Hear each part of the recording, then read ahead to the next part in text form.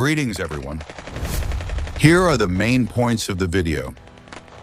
The secret behind the two lightning strikes at Saki and Wadiski. Why is Ukraine determined to take down these two locations at all costs? What is the symbolic meaning and actual strategic value of these bases for the Southern Front? When armor betrays its owner, discover the brutal physics mechanism as concrete bunkers are pierced, turning the debris inside into a secondary weapon that directly destroys aircraft. With such dangerous dual tactics, how does Ukraine suffocate Russia's air power ecosystem without directly engaging in aerial combat?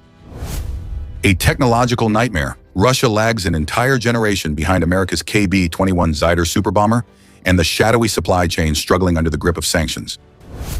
Facing a tense dilemma, will the Kremlin preserve its forces or risk the front lines? What is the price of adaptation? Here is the breakdown and detailed analysis. Bitter prisoners, super fighters trembling under a rain of bullets. The guards with batons became useless. Ladies and gentlemen, for nearly 2 years, the Kremlin has struggled with one of the most difficult problems of this costly and manpower-consuming war. How can they protect their priceless phoenixes from the increasingly sophisticated and brutal harassment by swarms of Ukrainian drones? The solution chosen by Russian President Vladimir Putin is both classic and ambitious.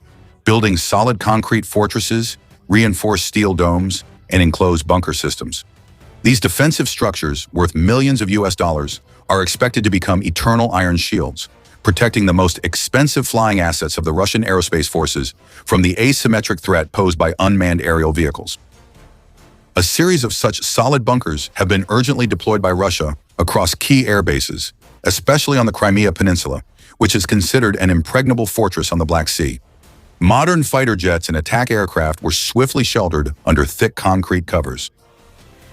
However, the brutal reality of the battlefield once again proves that Moscow's hopes are gradually collapsing. It's an expensive lesson that the Kremlin is having to learn with every aircraft torn apart during long-range attacks. The clearest evidence of this critical vulnerability has continuously emerged in the early days of July 2026. Using a relentless coordinated tactic, the Ukrainian security agency dealt heavy blows to the Russian Air Force headquarters in Crimea.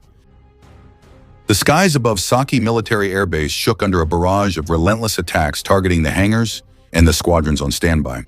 Not stopping there, just 2 days later, on July 3rd, a second lightning strike, even more devastating, struck this very location again.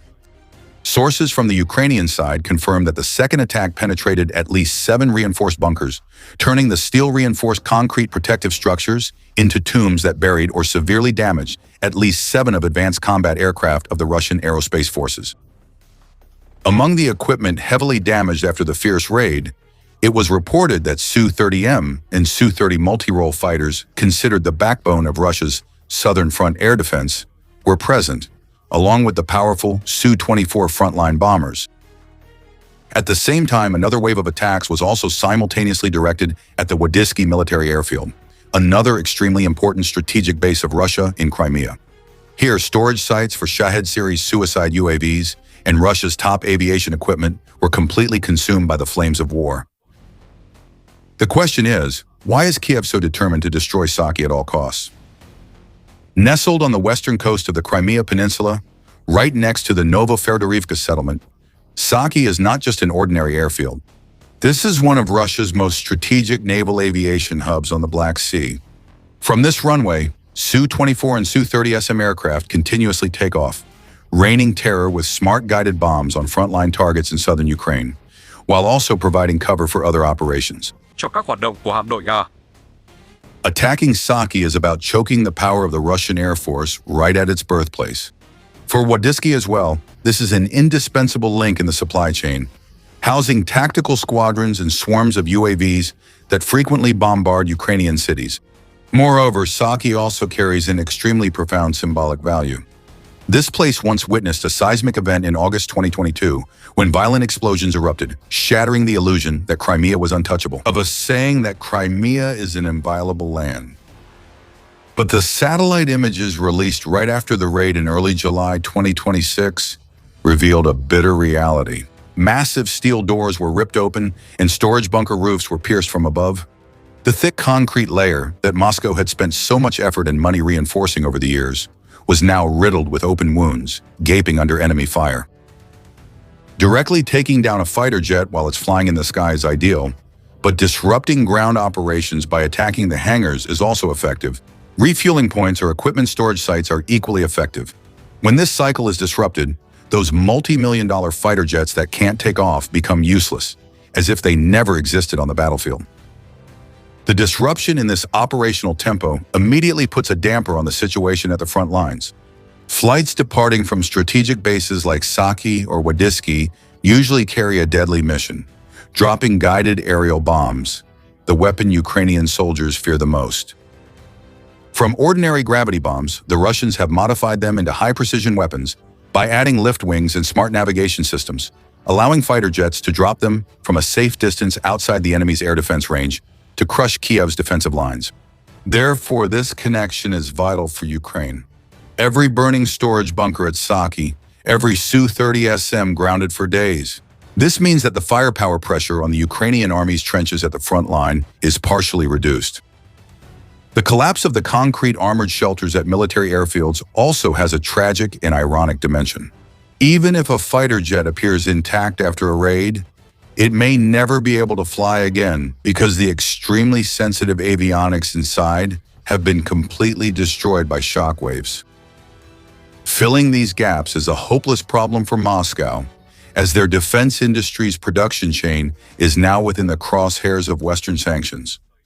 The Yakovlev Corporation, where the legendary Su-30 was born, has been blacklisted. For many years, everything from the navigation systems to the flight control computers of this fighter jet line has heavily depended on imported components from Western companies. When the official channels were shut down, Russia was forced to maintain its lifeline through shadow supply networks spread across the UAE, Turkey, and China.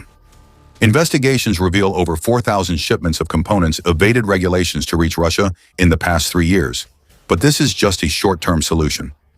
These gray market component sources have no technical certification, uncertain lifespan, high prices, and pose tremendous aviation safety risks for pilots. Many people are asking whether Beijing can become a lifeline for Russia's aviation industry. In reality, although China's aviation component exports to Russia have surged fourfold, approaching the $1 billion mark annually, Beijing still cannot provide a perfect alternative to Western core technologies, especially in the fields of jet engines and advanced avionics systems. Experts predict that it will take at least until the end of this decade for China's alternative supply chain to reach maturity. This strategic dilemma is forcing Russian military leaders into two equally bad choices. The first option is to keep fighter squadrons at forward bases near the front, like Saki, for rapid response and immediate fire support, accepting the risk of exposing these expensive assets to Ukraine's growing attack range. The second option is to withdraw all Air Force units deep into the interior to preserve their forces. The price to pay for safety. This is extremely costly. The longer travel distances quickly eat into engine service life, overload the maintenance systems, significantly reduce the number of sorties per day, and exhaust the pilots even before they encounter the enemy. What is happening on the Crimean Peninsula is the realization of a systematic strangulation strategy, far beyond the scale of individual raids. This is part of a meticulously planned all-out campaign with a clear roadmap. At the end of June 2026, President Volodymyr Zelensky officially launched a 40-day campaign to maximize pressure on Moscow. It was a psychological and military campaign carefully designed to undermine the fighting spirit of the Kremlin, forcing Moscow to face the harsh reality of the war and move toward ending the conflict at the negotiating table. The stagnation in this campaign immediately had an immediate chilling effect on the frontline situation. Flights departing from bases like Saki or Wadiski carried a deadly mission, dropping one of the weapons most feared by the Ukrainian army, guided aerial bombs. From conventional freefall gravity bombs, the Russians have converted them into high-precision weapons capable of gliding for dozens of kilometers by adding lift wings and smart guidance systems. Thanks to that, Russian fighter jets can launch bombs from a safe distance, beyond the reach of enemy air defenses, to crush Ukraine's trench systems. This is the vital lifeline if a shelter catches fire at Saki, forcing Russian fighter jets to stay grounded for many days. That means there will be fewer bombs falling on the heads of Ukrainian soldiers at the front line. Replacing a fighter jet with a brand new one is a hopeless task for Moscow, as their defense industry's production chain is now in the crosshairs of Western sanctions. The Yakovlev Corporation, the company behind the Su-30 line, has been placed under strict sanctions. For many years, everything from the navigation system to the flight control computer of this fighter jet has depended on imported components from Western companies. When the official channels were shut down, Russia was forced to maintain its production lifeline through shadow supply networks spread across the UAE, Turkey, and China. The backbone of this all-out campaign is the long-range strikes targeting high-value strategic objectives, and the firestorms unleashed on the Saki and Wadiski air bases on the Crimean Peninsula are actually just the most prominent links in a much larger game. The military doctrine behind this campaign is called simultaneous operations. Unlike the traditional sequential approach, where you attack one target, wait to assess the damage, and then move on to the next, simultaneous operations concentrate forces to strike simultaneously at multiple points within the enemy system at the same time. The ultimate goal is not to destroy a single target, but to shake the entire defensive system to its core. From the airbase and the radar warning systems protecting it, to the power grid that powers those radars, to the oil refineries providing fuel for the aircraft to take off, all are cogs in the same giant war machine. When all these links are attacked at the same time, the enemy will fall into a state of paralysis without enough time to deal with the consequences, allocate resources, or make reassuring statements to the public that everything is still under control. What's remarkable is that Kyiv is realizing this complex strategy not with a powerful air force, but with a very economical toolkit, a seamless combination of drones, cruise missiles, covert sabotage operations, and elite special forces. The key to making this tactic devastatingly effective at air bases in Crimea lies in the extremely sophisticated sequence of attacks. Before setting fire to a military airfield, Ukraine usually prioritizes dismantling the air defense shield protecting that base. According to recorded reports, in 2025 alone, hundreds of Russian air defense systems and radar stations have been destroyed or severely damaged, with clear photographic evidence verified. Each radar station that is blinded, each air defense position that is neutralized, opens up a deadly gap in the already tattered defensive shield over the skies of Crimea, paving the way for the next waves of attacks to easily break through. The ability to make up for aviation losses is becoming extremely weak, not only because of the shackles from Western sanctions, but also due to a harsher truth. The Russian military aviation industry has fallen a whole generation behind. The place where this crisis is most clearly reflected is in their fleet of strategic bombers. Most of the giant aircraft that are now raining cruise missiles deep into Ukrainian territory day and night, like the Tu-95B and Tu-2213B, are all legacies from the Cold War era with designs that are more than half a century old. Keeping these old warhorses operational is becoming increasingly expensive and extremely difficult. For many decades, Russia has tried to modernize this bomber fleet, but to no avail. The next generation stealth bomber project, once expected to carry the future, now seems like nothing more than a ghost. The project has been bogged down in endless delays for many years. As of 2026, there has never been an independently verified prototype test flight, and the prospect of mass production has been pushed far back into the 2030s. This systemic delay stems from a painful reality. A modern stealth bomber requires advanced materials. High-performance engines and state-of-the-art electronic systems are precisely the areas most heavily strangled by sanctions.